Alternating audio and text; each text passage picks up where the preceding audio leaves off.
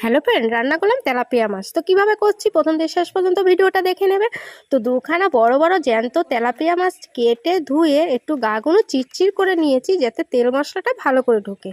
এবার আমি কড়াইতে তেল দিয়ে এবার মাছ দুটো ভেজে তুলে নেব।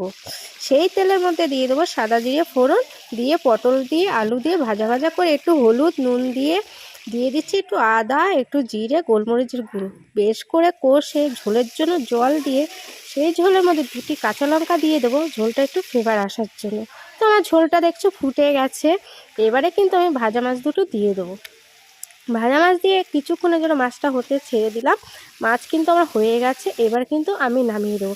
আর একটা কথা তোমাদেরকে বলছি, এই মাছ কিন্তু সবাই খেতে পারে, বড় ছোট সবাই খাওয়া কিন্তু জ্যান্ত মাছ সবার পক্ষে, শরীরের পক্ষে ভালো। যাদের নাকি পেটের সমস্যা থাকে, কম তেল মশলার মধ্যে রান্না, খুব সুস্বাদু হয়। তো আমার ভিডিওটা যদি ভালো লেগে থাকে ভিডিওটি লাইক দিয়ে চ্যানেলটা সাবস্ক্রাইব করো।